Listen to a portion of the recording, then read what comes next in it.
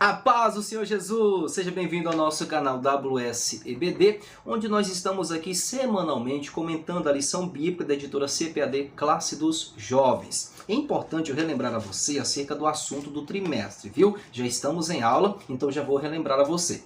Estamos estudando acerca, vigilância, justiça e o culto a Deus, um chamado para a igreja nos escritos dos profetas menores. Durante esse terceiro trimestre de 2021, nós estamos falando sobre uma categoria de livros da Bíblia conhecida como profetas menores. E eu repito a você, eles são chamados de menores não é por conta da sua inferioridade, quer dizer, eles eram inferiores aos outros profetas e escritores. Não! Eles são chamados de menores porque o conteúdo deles é mais resumido comparado aos outros profetas. Professor, me dá um exemplo. Deixa eu citar aqui para você os profetas menores. Vamos lá? Oséias, Joel, Amós, Obadias, Jonas, Miqueias, Naum, Abacuque, Sofonias, Ageu, Zacarias e Malaquias. No total de 12 profetas. Então esses profetas, quando você lê, você vai perceber que os livros deles são mais resumidos, ou seja, tem uma menor quantidade de capítulos e de versículos comparada a outros profetas e escritores, como no caso de Isaías, Jeremias e Ezequiel. Dê uma analisada e você vai perceber que isso tem razão. Fechou? Por isso que eles são chamados de menores, pelo conteúdo resumido em relação aos outros profetas. Bem, professor, qual é a aula de hoje? Eu sei que é para isso que você está aqui. Então bora lá. A nossa lição de hoje é a lição de número 6, que tem como tema Jonas. Deus ama quem você detesta. E Jonas está enquadrado entre essa categoria dos profetas menores. Ele é mais um personagem e nós vamos estar falando dele e do livro que leva o seu nome. Fechou? Vamos começar logo de início dizendo o seguinte, o tema da aula. Observe aí o tema dessa aula. Jonas, Deus ama quem você detesta. De cara, meu querido, eu preciso lhe dizer que o tema dessa aula é uma taca em nós. Isso mesmo, é uma ataca em nós. Por quê? Porque a gente traz para si, a gente diz o seguinte, bem, eu tenho muita dificuldade de gostar de fulano, de ciclano, de beltrano e não sei o que e toda aquela coisa. Mas aí vem esse tema da aula e dá um choque de realidade, dá um tapa na nossa cara para dizer o seguinte, não importa, você pode detestar, né? E não é nem a atitude de um cristão, mas você pode detestar. Porém, Deus ama até mesmo quem você detesta. Mas como assim? Como pode? Ele é Deus. Ele ama até mesmo quem você detesta. Então nós precisamos muitas vezes de alguns choques diante da nossa realidade, de coisas que veio nos confrontar. A gente vive diante de uma geração onde quer simplesmente aquele tapinha nas costas, né, massagear o nosso ego. E o tema da aula já é meio que um confronto para nós. Você pode detestar, mas Deus ama quem você detesta. Jonas é um personagem muito parecido conosco, tinha um sentimento semelhante ao nosso, né, de odiar um determinado povo, que a gente vai estar falando aqui já já. Então nós precisamos entender que às vezes é necessário um confronto. Eu detesto, eu odeio, não é nem atitude de cristão, mas você pode até detestar, mas não se esqueça que Deus ama até mesmo quem você detesta. Não gostei disso, professor. Pois é, mas é a Bíblia, né? Você tem que aceitar. Prosseguindo, o nosso texto do dia está em Jonas, capítulo 3, versículo de número 10, e ele diz o seguinte, e Deus viu as obras deles, como se converteram do seu mau caminho, e Deus se arrependeu do mal que tinha dito lhes faria, e não o fez. Vamos começar a explicar, eu preciso te trazer um resumo aqui. O que foi que Deus fez?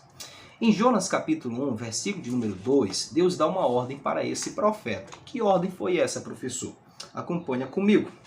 Levanta-te e vai à grande cidade de Nínive e clama contra ela, porque a sua malícia subiu até mim. Esse termo clamar é pregar contra ela, certo? O que aconteceu? Então Jonas, nós conhecemos a história, ele desobedece, depois acontecem algumas circunstâncias ali que o faz pregar diante daquela cidade. Daqui a pouquinho eu detalho um pouco mais sobre isso, mas eu vou te trazer o resumo. O inusitado que acontece é que aquela nação, ela realmente se converteu ao Senhor. Ela ouviu a pregação e se converteu. Então, essa atitude inusitada, no versículo de número 10 do capítulo 3, Deus então viu as obras deles, né? E o que aconteceu? Quando Deus viu as obras deles e como se converteram do seu mau caminho, Deus se arrependeu. Esse se arrependeu aqui mudou de ideia do mal que tinha dito lhes faria e não fez. Deus, na sua onisciência, sabia que isso ia acontecer, mas ele já nos traz esse grande ensinamento que é assim possível quando alguém pede perdão. Não importa que tipo de prática anteriormente ele cometeu, mas se com sinceridade ele se voltar ao Senhor, ele receberá o perdão da parte de Deus. Nínive recebeu também esse perdão. Vamos prosseguir com a síntese, para a gente detalhar esse assunto, de pessoas que pecaram contra o Senhor e acabaram pedindo o perdão de Deus e receberam. A síntese diz assim: Deus ama os pecadores mais desprezíveis e está pronto a perdoá-los desde que eles se arrependam de seus pecados. Vamos começar a citar algumas coisas aqui. É meio difícil nós seres humanos, com essa nossa ideia de moralidade, conciliar um Deus. Como é que Deus pode amar esse tipo de pessoa que pratica tantas coisas erradas? Como é que Deus pode amar esse tipo de gente? Bem, vamos começar entendendo que Deus é amor. 1 de João, capítulo 4, versículo 8, já nos diz isso. Então o amor não foi uma invenção da humanidade. Não foram os seres humanos que em algum momento da história disseram: a gente vai inventar essa palavra amor. Não, o amor está centralizado em Deus. Ele pertence a uma das qualidades, ou seja, é um dos atributos de Deus. Eu te cito até um texto aqui, que está nos Salmos de número 103, e o versículo de número 8, em que ele diz o seguinte, acompanhe comigo.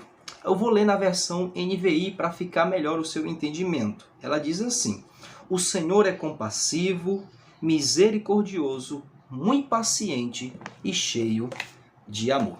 Então, de cara, nós já podemos entender, se eu já disse que em 1 de João, capítulo 4, versículo de número 8, Deus é amor, e agora em Salmos, no capítulo 103 e o verso 8, já disse que Deus é cheio de amor, então claro que é possível sim essas pessoas receberem também o amor de Deus, por mais desprezíveis e pecadoras que elas sejam. Uma outra coisa que a gente também deve citar diante disso é que, ok, eu sei que Deus é amor, mas Deus amou a quem? Vamos lá.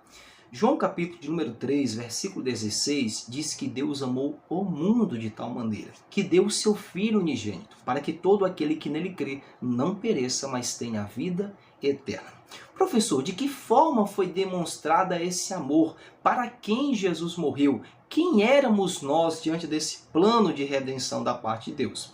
Romanos capítulo 5, versículo 8, nos fala que Deus prova o seu amor para conosco. Cristo morreu por nós, sendo nós ainda pecadores. Então, de cara, já é possível a gente entender que Deus é amor, que Deus é cheio de amor, que Deus amou o mundo e que demonstrou esse amor. E antes da gente olhar para algumas pessoas que têm pecados diferentes dos nossos, que são mais escandalosos, ou visto com maior imoralidade comparado aos outros, mas todos nós somos pecadores diante de Deus. Romanos capítulo 3, versículo 23 nos diz: porque todos pecaram e destituídos estão da glória de Deus. A gente só peca de uma forma diferente em relação a outras pessoas. Claro que as consequências são maiores para alguns tipos de pecado e menores para outros, mas nós estamos enquadrados no mesmo nível. Todos nós somos pecadores. E a forma da gente deixar isso é nós nos apropriarmos desse sacrifício de Cristo. Deus provou o seu amor para conosco. Cristo morreu por nós, sendo nós ainda pecadores.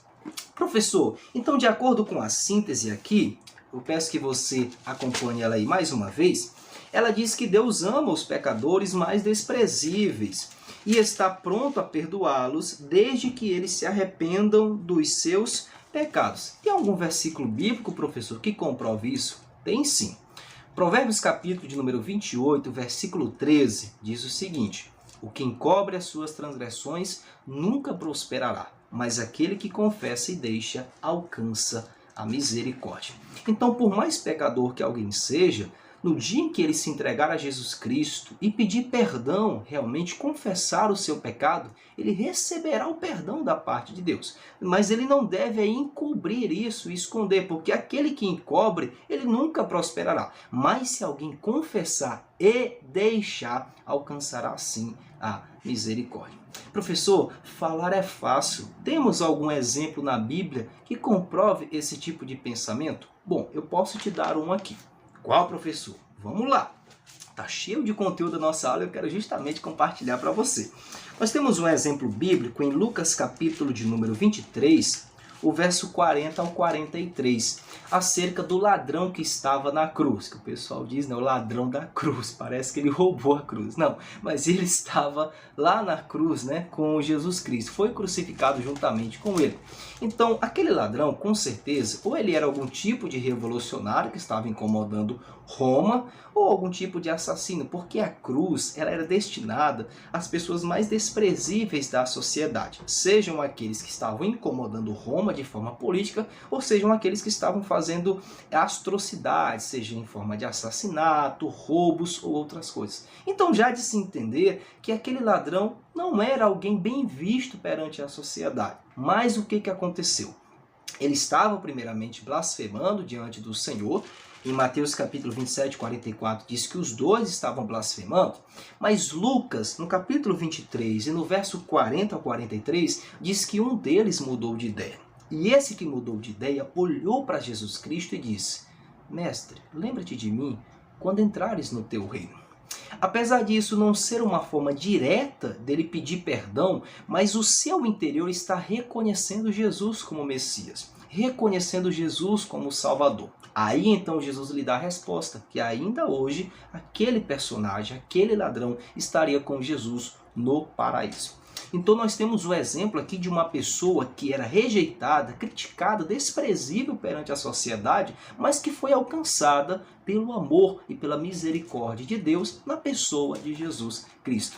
O problema é que a maioria de nós, às vezes, não conseguimos compreender esse tipo de pensamento, porque esse nosso senso, né, de justiça, de nos acharmos tanto. Pessoal, já temos um exemplo bíblico que comprova sim que Deus nos ama e sempre está disposto a nos perdoar. Aleluia! Prosseguindo, nossa lição está muito boa. Vamos ler a introdução, em que ela diz o seguinte, ó. O livro de Jonas tem uma mensagem singular em relação aos demais profetas. Ele nos oferece a lição de que o amor de Deus não estava circunscrito apenas em Israel. O fato de Deus ter escolhido Israel não significava que havia desprezado as demais nações. Deixa eu começar a te trazer alguns comentários. O livro de Jonas é diferente em relação dos outros profetas. É por isso que eu fiquei tão feliz estudando esse livro e peço que você aqui nos comentários coloque também algumas das lições que você aprendeu. Se você quiser mais detalhes acerca do livro de Jonas em forma de subsídio, tem um link meu aqui no Instagram. Eu já falei em vídeos anteriores que lá no meu perfil do Instagram a gente está postando subsídios em forma de textos lá, né? Que é para justamente te auxiliar. A gente fala de questão histórica, cultural, acerca do livro, do autor, tudo de forma detalhada que não dá para a gente colocar aqui no vídeo porque o tempo é resumido, não dá para colocar todas as coisas aqui para você. Então você pode clicar aqui no meu link do Instagram, já tem subsídios também lá sobre Jonas, belezinha? Mas sobre a ideia de Jonas ser um livro singular em relação aos demais profetas. Eu vou te passar aqui algumas características desse livro que diferem em relação aos outros profetas. Bora lá? Primeira característica é que ele é mais um relato histórico do que uma profecia. Nós temos aí Jonas capítulo 3 e versículo 4, que é a única menção profética ali, em texto, eu estou falando de Jonas proferindo ali, entendeu? Uma palavra profética, é a única menção que nós temos ali. Porque o seu livro, na realidade, a sua narrativa tem o conteúdo profético, mas diferente dos outros profetas, você vê aquela expressão, né, os profetas dizendo, assim diz o Senhor, e o profeta falou isso, falou aquilo, que você nação, que é assim, o Senhor vai agir desse jeito, daquela forma. Em Jonas é diferente, você só vê isso em um versículo, porque na realidade é a sua vida que demonstra um conteúdo profético, então ele é singular em relação aos outros profetas. Uma outra característica também é que ele é o único profeta especificamente comissionado a pregar aos gentios. Professor, quem era o gentio? Gentios não é uma ideia de gentileza, né, de educação. Esse nome ele foi dado, né, para as pessoas que não são israelitas. Ele vem de uma palavrinha, parece que é genes, salvo engano, em que dá uma ideia de grupo, de raça. Então, os não israelitas, todas as pessoas que não são israelitas são chamadas de gentios. Então, Jonas, ele é diferente dos outros profetas porque ele é o único profeta especificamente comissionado, enviado a pregar aos gentios, ou seja, para o povo de Nínive, capital do reino da Assíria. E há quem pense que o Antigo Testamento só usa pessoas israelitas. Não, nós temos personagens ali que não pertenciam à comunidade de Israel e que já eram exemplos que Deus estava disposto a alcançar o mundo inteiro e não apenas a nação de Israel. Quais personagens eram esse, professor? Nós temos Jetro, que era sogro de Moisés. Nós temos Raabe, que era conhecida, como a prostituta. E nós temos Ruth. Jetro ajudou Moisés na liderança do povo de Deus. Jetro deu um conselho para Moisés dividir as tarefas com outros líderes. Pessoal, que conselho maravilhoso foi o de Jetro.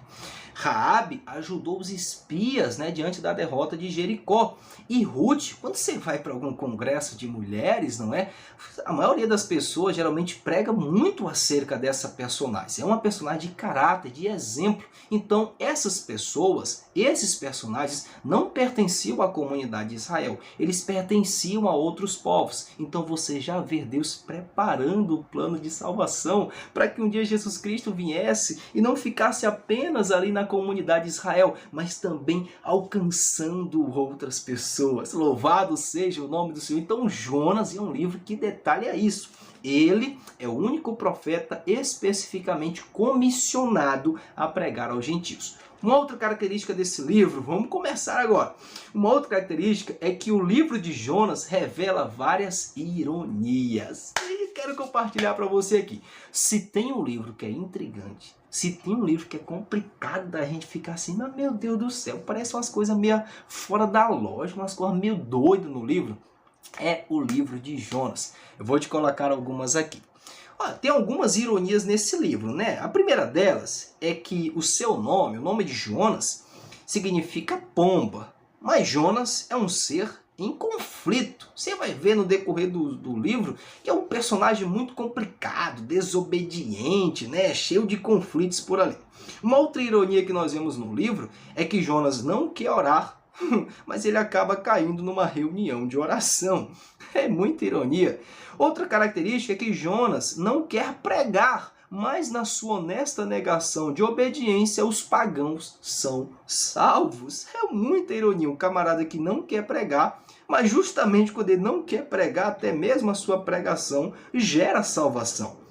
Outra característica é que ele é o único que diz, eu sei, Nós temos isso no capítulo 1, verso 12, e no capítulo 4, verso 2. Ele diz, eu sei. Aquela ideia de orgulho, de egoísmo, aquela coisa. Mas vive de forma contrária ao seu conhecimento. E por último, a gente pode elencar aqui, Deus ensina a Jonas por intermédio dos pagãos, mas salva os pagãos por intermédio de Jonas. Se você quiser mais detalhes acerca disso, vai lá no meu perfil do Instagram, que está aqui na descrição, para você ver lá o que tem lá para você. Ok? Você pode tirar o print, salvar lá, tranquilo.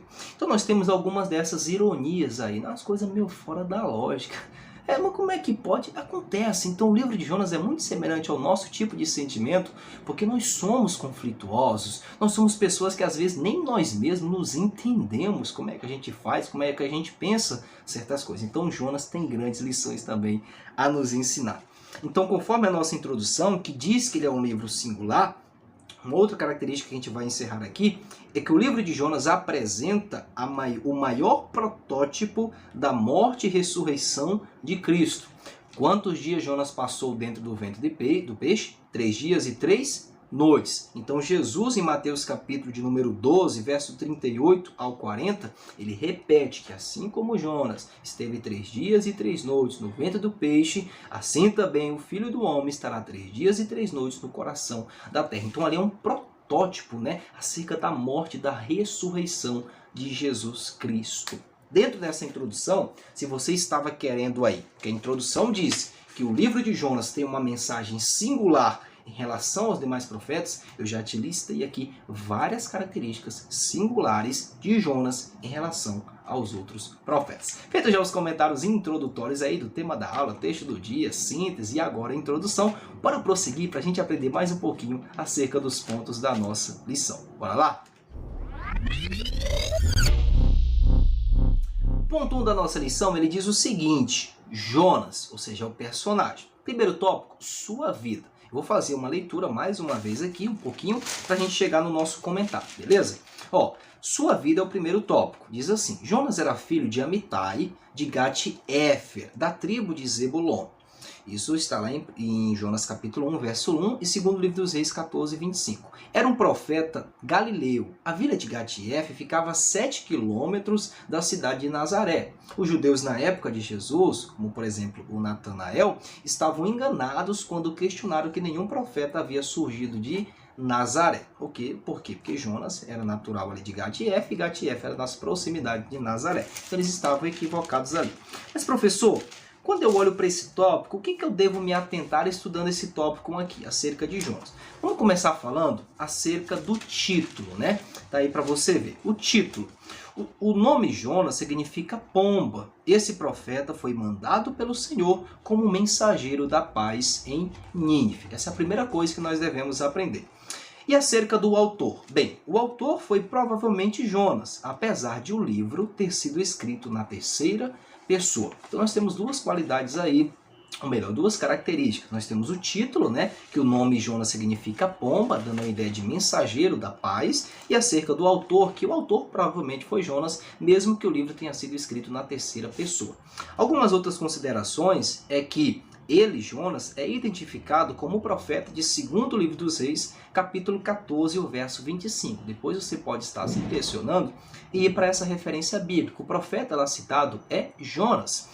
Uma outra consideração é que a sua cidade natal era Gat-Éfer, conforme nós vemos na lição, e que Jonas foi um profeta que profetizou no começo do reinado de Jeroboão II.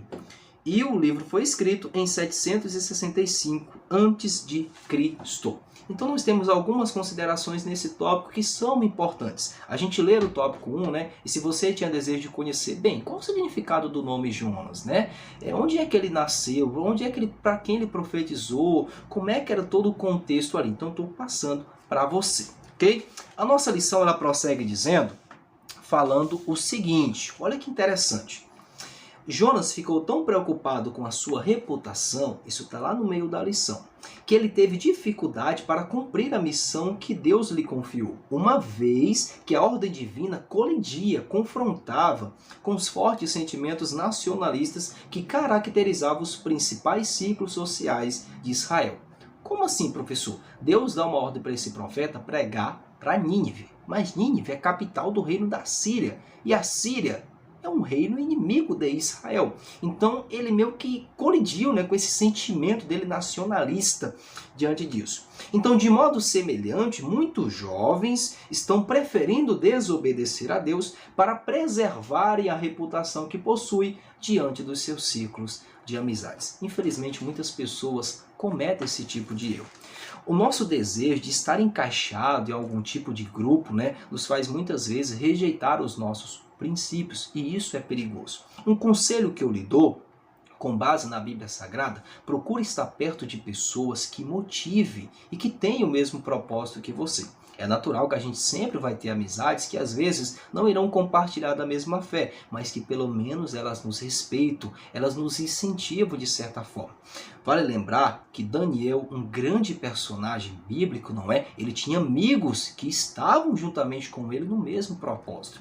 E os amigos de Daniel ali oraram, intercederam, se resguardaram assim como ele de comer certos alimentos. Sabe o que é isso? É você ter pessoas ao seu redor que te motive a estar perto de Deus.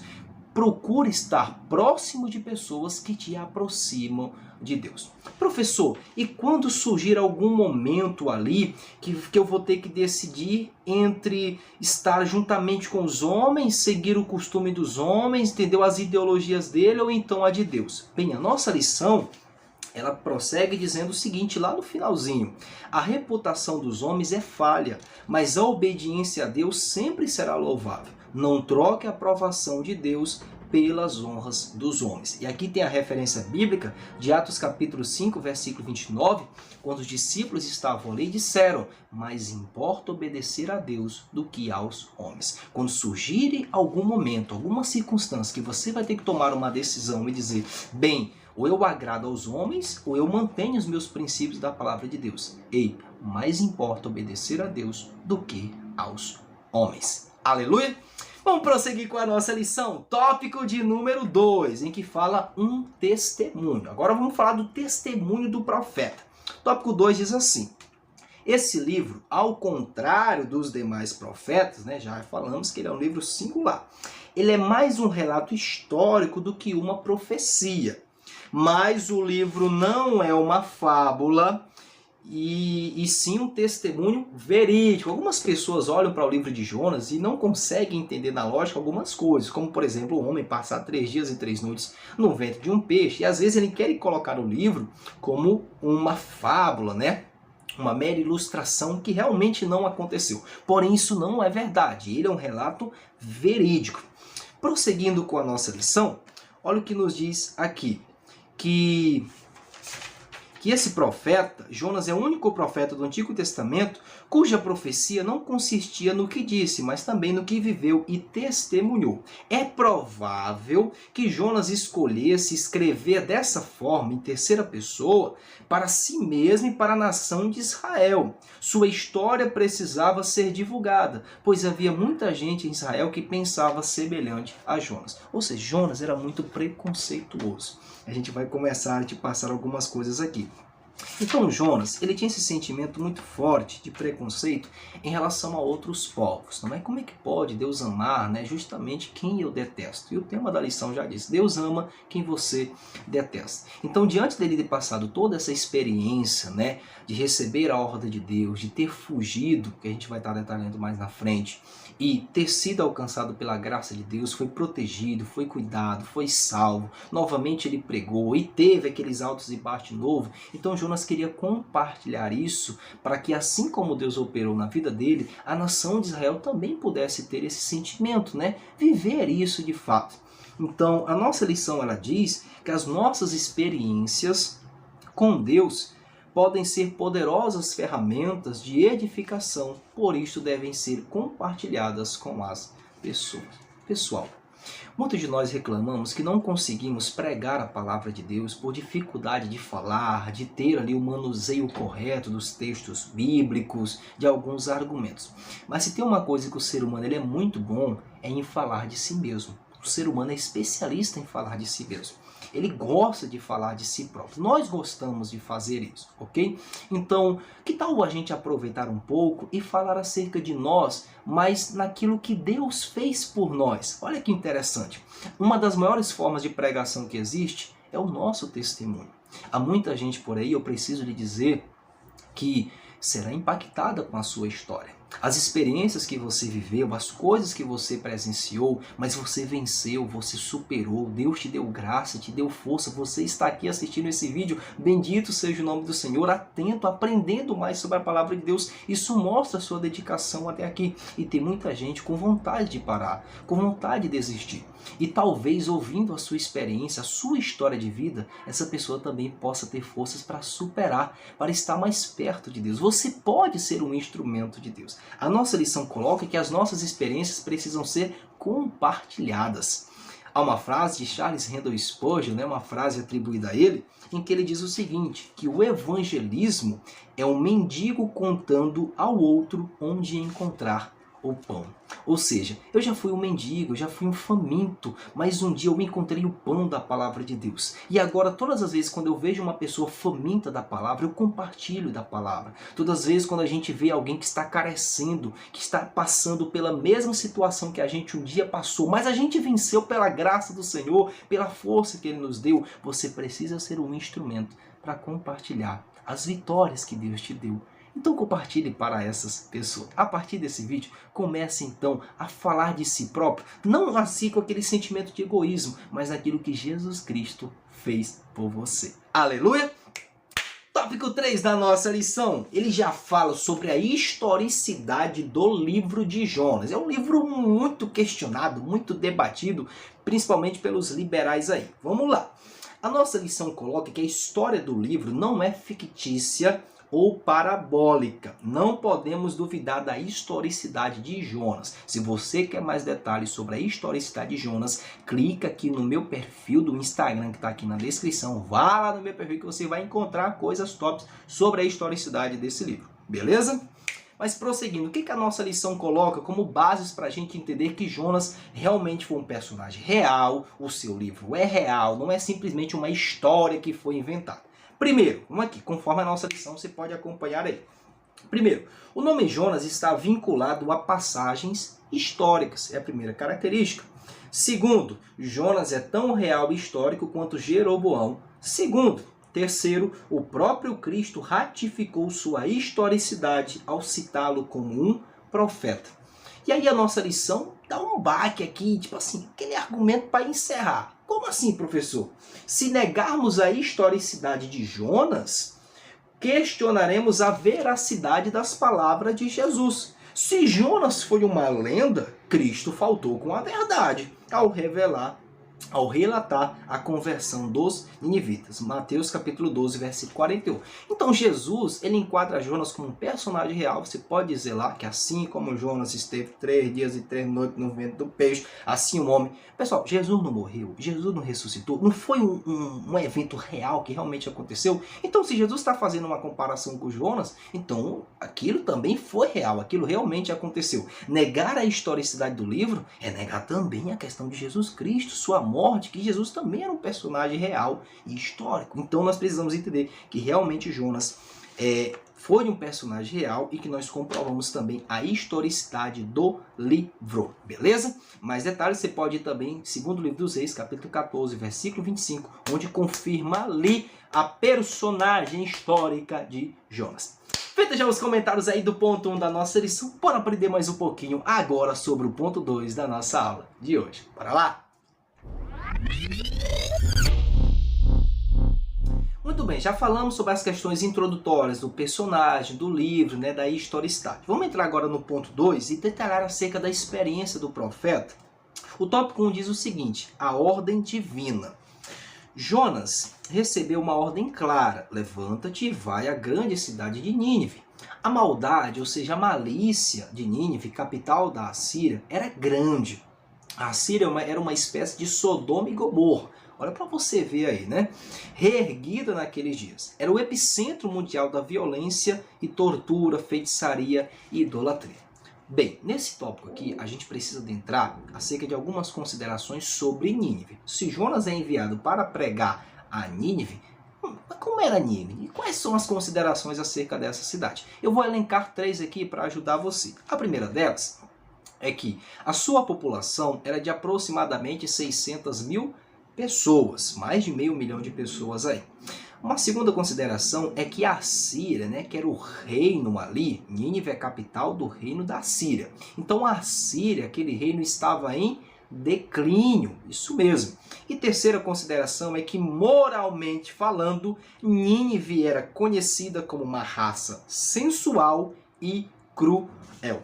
Então você já vai percebendo que era uma nação, conforme está aqui, imagina uma nação depravada, imoral, cheia de lascívia, prostituição, impureza. Os ninivitas também eram conhecidos como cruéis, eles arrancavam os olhos dos inimigos, cortavam as mãos, era um povo muito violento. Aí o Jonas recebe uma ordenança da parte de Deus para pregar para esse povo, entendeu? Acho que a maioria de nós diríamos: não, senhor, não vou para um negócio desse não, o povo ruim daquele lá, participar do negócio dele, vou nada, deixa aquele povo morrer e apodrecer. Esse seria basicamente o nosso sentimento.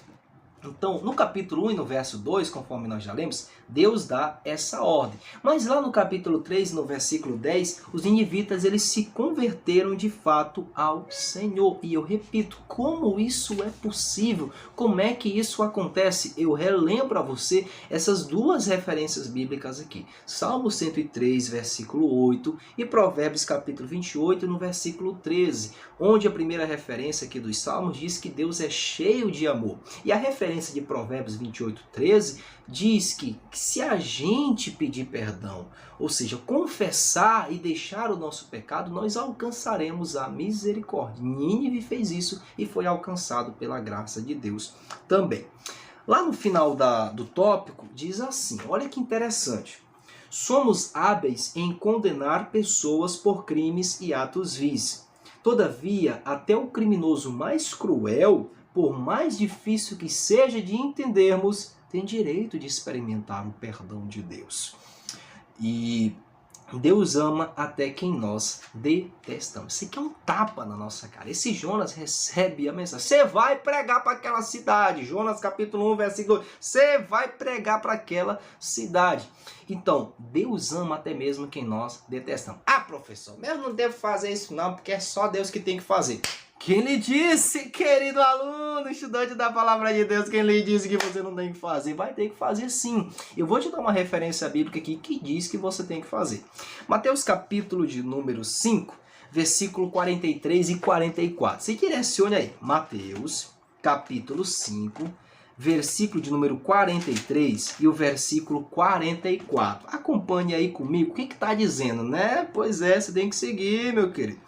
Ouviste o que foi dito, amarás o teu próximo e aborrecerás o teu inimigo.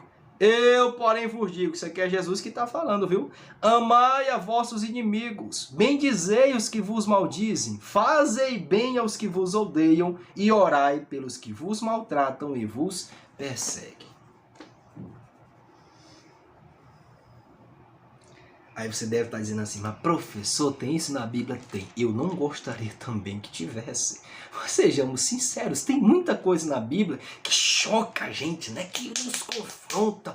Mas é a Bíblia, meus queridos irmãos. Não é simplesmente algo que está relacionado a Deus, né? Se Deus amasse quem não detestasse, até isso estava de bom tamanho. Mas Deus está mandando a gente amar e orar por aqueles que nos perseguem. Amar os nossos inimigos. É uma coisa muito complicada? É, mas nós devemos praticar isso. É uma orientação bíblica. Enquanto aquele irmão que você não gosta, né, que só fala mal de você, ore por ele, ame ele, entendeu? A Bíblia também diz que o amor tudo suporta. Segure, entendeu? Suporte, vai orando. Uma das formas mais lindas da gente demonstrar amor para uma pessoa é orando por ela. Mesmo que você não tenha tanta intimidade, quando você ora por alguém, duas coisas vão acontecer. Primeiro, você vai evitar aquele sentimento de amargura que você tem, né, para que aquilo não crie raízes, um ódio dentro de você por ela. E ao mesmo tempo você estará intercedendo por aquela pessoa. Então você estará ajudando ele como também a si mesmo. Ame e ore é um conselho bíblico para nós. Amar os nossos inimigos e orar por aqueles que nos perseguem. Aleluia! Vamos prosseguir com a nossa lição. O tópico de número 2 já fala sobre a fuga e a tempestade. E aí, professor, o Jonas recebe essa ordem. O que ele faz, meu querido? Ele foge. Jonas tentou fugir da face do Senhor, indo para uma direção oposta.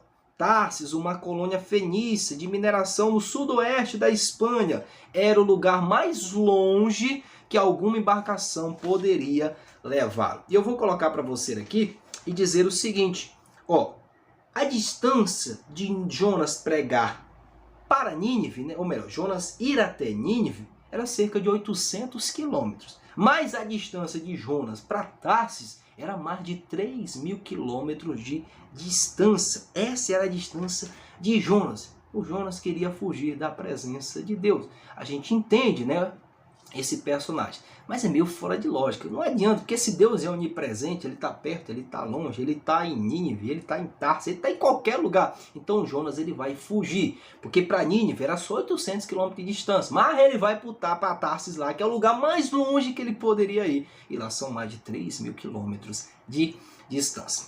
Vou te elencar agora aqui, porque Jonas é muito parecido conosco. E vamos analisar algumas características desse personagem que dá pra gente aplicar aqui, para você ver o quanto Jonas é eu e é você também, e muita gente que a gente vê por aí. Vamos lá? A primeira característica, né, consideração desse profeta, é que Jonas tem uma teologia certa, mas com a prática errada. Onde é que está isso, professor? No capítulo 1 e no versículo de número 9, conforme você está vendo aí. Nesse versículo, Jonas diz que teme ao Senhor. Ele fala para os marinheiros que teme ao Senhor. Mas me explica uma coisa. Como é que alguém diz que teme ao Senhor sendo desobediente a Ele? Não obedecendo a sua palavra? Fugindo da presença dEle? Se escondendo? Fugindo das suas responsabilidades, não é? Não querendo pregar rejeitando a mensagem que ele deveria proferir para outras pessoas. Então você percebe que o Jonas ele tem uma teologia certa, mas com uma prática errada. É muito semelhante a algumas pessoas que nós vemos por aí. Nós estamos rodeados de pessoas intelectuais ao nosso redor, gente que tem um bom conhecimento bíblico, teológico, conhece de grego, hebraico, aramaico, tantos outros assuntos, hermenêutica, exegese. Isso não é errado. Entretanto, Jonas é muito parecido com aquele tipo de crente que tem muito conhecimento teórico, mas na prática ele não justamente pratica aquilo que ele aprendeu, que ele sabe de informação. Ele diz que teme ao Senhor, mas ele não pratica esse temor a Deus, porque ele foge, ele é desobediente, ele não assume as suas responsabilidades e não quer pregar a palavra do Senhor. Então ele tem uma teologia certa, mas com uma prática errada. Uma segunda consideração sobre esse profeta é que Jonas faz a obra de Deus, mas com a motivação errada. Ou seja, o Jonas ele diz assim, eu vou pregar, Deus me pegou ali, eu fiquei dentro do ventre do peixe, eu vou pregar, mas eu prego zangado.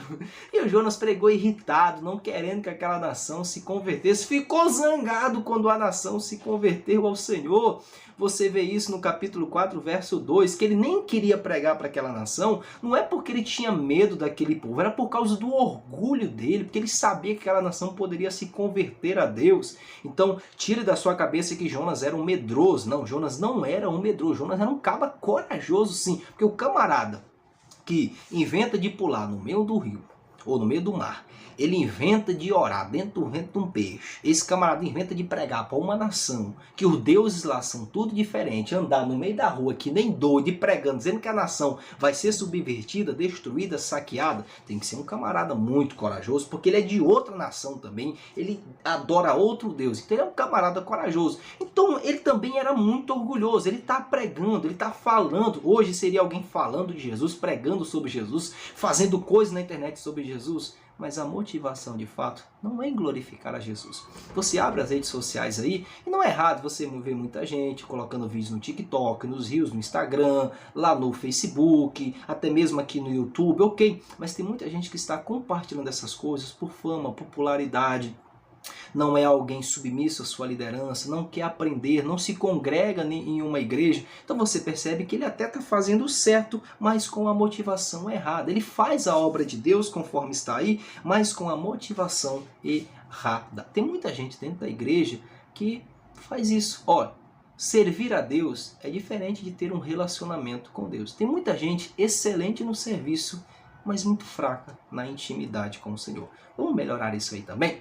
Uma outra consideração para a gente encerrar sobre esse profeta é que Jonas quer receber bênçãos, mas não quer ser uma bênção. Sabe aquele tipo de crente, né, que só quer receber o agir de Deus? O agir de Deus é lindo na vida de quem é fiel e toda aquela coisa, né? Mas ele não quer ser uma bênção. Pessoal, analisa o quanto Deus foi misericordioso com Jonas. O Jonas foge, é desobediente, Deus vai lá.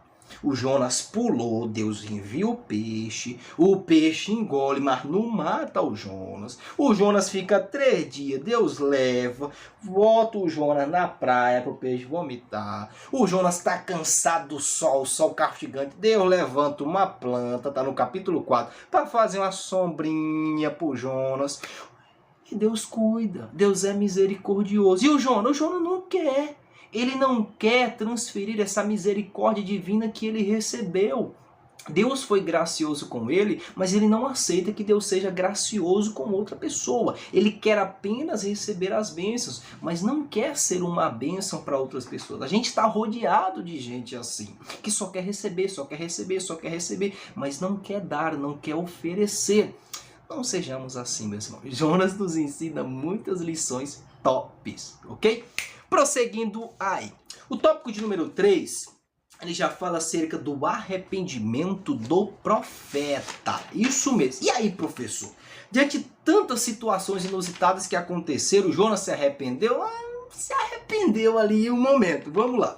Ao ser lançado no mar, Deus enviou um grande peixe para engolir Jonas. E aqui é que entra. Nós temos isso no Jonas capítulo 1, versículo de número 17. Então Deus enviou um grande peixe para engolir Jonas. Professor, o que é o ensino que o senhor quer trazer para mim?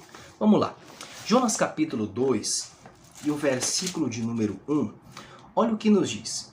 E orou Jonas ao Senhor, seu Deus, das entranhas do peixe, e disse, na minha angústia, clamei ao Senhor, e ele me respondeu, do ventre do interior, do ventre do inferno gritei, e tu ouviste a minha voz. Deixa eu te perguntar, o Jonas não orou quando Deus falou com ele. O Jonas não orou quando desceu a Jope. Jonas não orou quando ele pega o navio para Tarsis. Jonas não orou quando ele estava no porão. Na verdade, ele estava dormindo. E Jonas não orou quando foi lançado no mar. Jonas só orou quando estava dentro do peixe. O verso 2, aqui do capítulo 2 também, diz que na minha angústia clamei ao Senhor. Eu preciso lhe dizer uma coisa. Deus é especialista, Deus é pedagógico, Deus sabe como nos fazer orar. Deus sabe como nos trazer para a sua presença. Eu peço que você entenda que existem algumas situações que nós passamos que elas não são punitivas da parte de Deus. Na verdade, elas são pedagógicas. Existem algumas situações que nós passamos, estamos passando e ainda vamos passar, que elas são necessárias para a nossa vida, para gerar algum tipo de amadurecimento, para nos fazer crescer. Isso é necessário, porque Deus sabe como nos fazer orar, Deus sabe como nos trazer para a sua presença. Talvez você vivenciou certas situações que você percebeu, o meu fim acabou para mim, mas na verdade Deus estava te amadurecendo, Deus estava te moldando. Para quê? Para que você pudesse passar por aquilo, porque Deus sabia que aquilo era uma forma de correção, mas para te trazer para perto dele, não para te punir, mas para te fazer amadurecer, para você estar próximo do Senhor. Lembra aí um pouquinho de quantas situações tristes, complicadas, né? Situações que talvez você tenha vergonha de lembrar, mas aquilo aconteceu e Deus usou isso de forma pedagógica para te trazer na presença dele. Deus sabe como te trazer perto dele. Algumas amizades vão sair, algumas coisas não vão dar certo, algumas pessoas vão te criticar demais, então tem certas situações dentro do ventre do peixe que você vai passar, mas que elas vão te motivar a ter um relacionamento com Deus. Nós estamos passando por um período de pandemia, eu estou gravando esse vídeo, é um período de pandemia, talvez você perdeu um ente querido, uma pessoa próxima de você, talvez os seus negócios não deram certo, algum atraso na faculdade. Então tudo o que acontece na sua vida, às vezes são lições pedagógicas que Deus quer te ensinar. E procure aprender com isso, esteja próximo, clame, ore ao Senhor, porque o que Ele deseja é ter um relacionamento com você. Conforme está aqui na nossa lição, o Jonas tinha desistido de tudo, mas Deus não tinha desistido dele. Deus também não desistiu de você. Deus não desiste de você, até mesmo quando você desiste de si mesmo. O profeta ficou 3 dias e 3 noites nas entranhas do peixe. No interior do peixe orou ao Senhor. Pela primeira vez no livro, recobrou a consciência espiritual e se quebrantou diante de Deus. Então teve algumas situações que aconteceram na nossa vida que é para justamente recobrar a nossa consciência espiritual, nos alertar. Epa, desperta aí, acorda, né? Então louve ao Senhor, agradeça a Ele por todas as situações que você passou e está passando. Tô dentro do ventre do peixe, momento. Calma, isso é uma lição pedagógica para te trazer para mais perto de Deus. Aleluia! Feitos já os comentários aí do ponto 2 da nossa lição, bora concluir a nossa aula com o ponto 3 da nossa lição de hoje. Bora lá. Estamos concluindo a nossa aula, mas ainda tem muita coisa top para mim te passar aqui. Ó, ponto 3 da nossa lição fala sobre a lição do livro. O que o livro quer nos ensinar? Primeiro, a pregação de Jonas. No meio do tópico diz assim, ó. Era uma mensagem, a pregação de Jonas era uma mensagem de juízo e calamidade. O profeta anunciou ainda 40 dias e Nínive será subvertida. No original é a mesma palavra utilizada para retratar a destruição de Sodoma e Gomorra. Então você vê aí, né, a intensidade desse juízo. O profeta tinha fogo em suas palavras. A misericórdia pelos ninivitas não ardia em seu coração. Embora tivesse sido alvo da misericórdia, se comportou como instrumento de juízo. Mas os ninivitas ficaram impactados com a pregação dele. Ou seja, Jonas não gostou. Onde está isso, professor? Em Jonas capítulo de número 4, versículo de número 1, diz que, mas desgostou-se Jonas extremamente disso e ficou todo ressentido. E ele explica no verso 2 por quê. E orou ao Senhor: ah, Senhor, não foi isso que eu disse estando ainda na minha terra? Por isso me preveni, fugindo para Tarsis, pois sabia que és Deus piedoso e misericordioso, longânimo e grande benignidade, e que te arrependes do mal. Então você analisa que o porquê que Jonas fugiu não foi por medo, mas por conta do seu orgulho. Ele não queria que aquela nação se convertesse ao Senhor. Pessoal, Jonas na verdade é aquele tipo de crente que ele ficou ressentido, pediu até para morrer depois disso, porque as coisas não aconteceram da maneira que ele queria. E aqui eu quero ter o maior cuidado, mas eu preciso dizer algumas coisas aqui. Algumas pessoas estão enfrentando certas depressões, ansiedades. Isso é algo comum, isso precisa ser tratado. Eu digo comum porque é algo que precisa ser tratado. Mas muitos de nós estamos enfrentando alguns desses problemas porque a nossa geração não consegue ouvir um não. A nossa geração é muito frustrada porque ela se sente triste, ela pensa em desistir de parar quando as coisas não acontecem da maneira que ele gostaria ou ela gostaria que acontecesse. Jonas é um exemplo disso. Ele desejou depois a morte. Senhor, melhor-me é tirar-me a vida. Certo? Isso está no versículo de número 3. Peço-te, pois, Senhor, tira-me a minha vida, porque é melhor morrer do que viver. Pessoal, não tem um motivo plausível para Jonas querer morrer. Ele já tinha sido alcançado por Deus, ele foi salvo, ele pregou para aquela nação, a nação recebeu a mensagem, ele é um pregador que teve sucesso em sua pregação. Não tem lógica para ele querer morrer, mas ele quer pedir isso porque as coisas não aconteceram da maneira que ele gostaria que acontecesse. Infelizmente, a nossa geração não é uma geração madura. Ela não consegue lidar com o não. É uma geração que não consegue ser questionada, que é confrontada. Tudo ofende essas pessoas. E Jonas é esse tipo de geração mimizenta. Nós precisamos falar isso aqui. Jonas é um tipo de pessoa mimizenta. Não tem motivo plausível. Eu entendo que ele tem as suas crises, mas Jonas não tem um motivo plausível para querer morrer. Não tem isso. Nós temos muitas pessoas ao nosso redor querem parar, deixar a igreja, deixar de servir ao Senhor por coisas pequenas muitas vezes, certo? Tem gente que passa assim por muitas dificuldades, mas tem gente que quer deixar por coisinha pequena porque não aconteceram da maneira que ele gostaria que acontecesse. Não sejamos assim. Nós devemos entender que Deus, nos seus propósitos, conhece todas as coisas e, portanto, se ele conhece, ele sabe o que é melhor para nós. Não seja uma geração mimizenta. Se converta, rapaz. Pelo amor de Deus. Vamos lá. O tópico de número 2, ele diz o seguinte. Vamos lá. O descontentamento do profeta, que já é uma continuação disso que a gente já falou. O arrependimento dos ninivitas não agradou a Jonas. Ele ficou ressentido. No auge da angústia, revelou as causas que o levaram a fugir de sua missão. Ele temia pela misericórdia divina. Então esse tópico aqui já é uma continuação daquilo que a gente já falou. Por favor, não seja uma geração mimizenta, se zangando com Deus, porque as coisas não aconteceram da maneira que você gostaria que acontecesse. Não faça isso não, pelo amor de Jesus Cristo. Tópico 3, Deus ama quem você detesta. Opa, tá em conexão aí com o tema da aula. A questão principal era que Jonas abominava os ninivitas. Ele abominava. Ele desejava no seu íntimo que eles fossem condenados. É aquele tipo de crente, né, que você vê na internet. Ele todo, meus irmãos, a paz de ser Jesus. Mas por dentro é assim, miserável, eu quero que tu morra, desgraça. E não sei o que, aquela coisa. Calma, pessoal, calma. Não é assim também não.